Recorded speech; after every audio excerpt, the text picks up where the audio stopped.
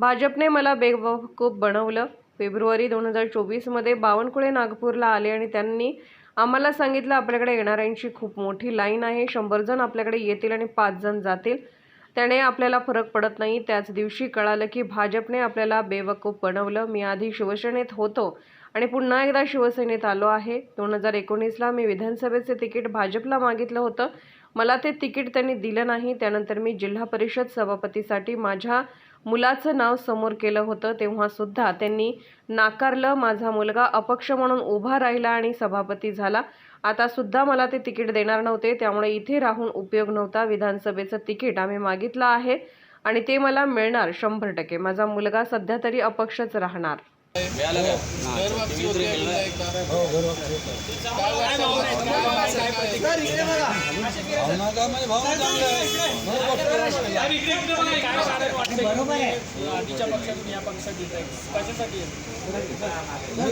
शिवसेनेत होतो पण काय यावं वाटलं पुन्हा शिवसेना बीजेपीने तिकीट दिली नाही, महेंद्र मोबाईल मागे म्हणून पुन्हा पक्षात आलो।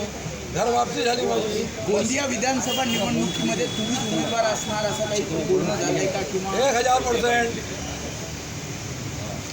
बरोबर, 1000%। मध्यंतरी तुम्ही नाना पटोलेंची सुद्धा भेट घेतली होती। भेट नाही, नाना आमचे भाऊ आहेत, आमच्या जिल्ह्याचे नेते आहेत, घरी भेटायला आले होते, त्यांना आम्ही पडवू शकत नाही। भेट झाली।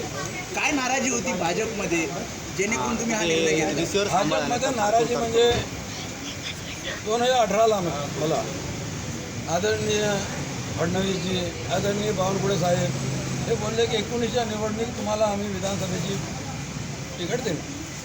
त्यांनी काही दिलं नाही। त्यानंतर गोंदिया जिल्हा परिषद माझ्या मुलगा त्याला पक्षाची तिकीट दिली नाही, जिल्हा परिषदेची समोर बघा, तो मग स्वतंत्र निवडणूक लढला, तो जिंकला।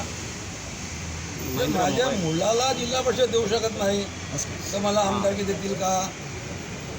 चिरंजीव सुद्धा शिवसेनेमध्ये प्रवेश करणार आहे नाही, तो स्वतंत्र आहे साहेब, समोर बघा, तो स्वतंत्र आहे, तो स्वतंत्र राहणार। आणखी एक गोष्ट सांगतो मी, 24/2/2024ला नागपूरमध्ये सगळ्या म्हणजे विदर्भाच्या सगळ्या म्हणजे लोकसभेच्या कार्यकर्त्यांची मिटिंग होती, भारतीय जनता पक्ष। ते म्हणजे गोंदिया भंडारा लोकसभा, चंद्रपूर लोकसभा, वर्धा लोकसभा, 6 लोकसभा होती। त्यात आमचे बावनकुळे साहेब काय बोलले की आमच्या पक्षात येणाऱ्याची खूप लंबी लाइन है, महेंद्र मोबाइल लंबी लाइन है, जो आते उनको हाँ बोलो, हम हर किसी को खुश नहीं रख सकते, लेकिन आएंगे 100 और जाएंगे 5, हम 95% प्रॉफिट में रहेंगे।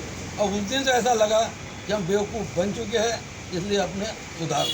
और आज हम शिवसेना भवन में मातोश्री में आकर सुधर गए। धन्यवाद। लोकनायक न्यूज।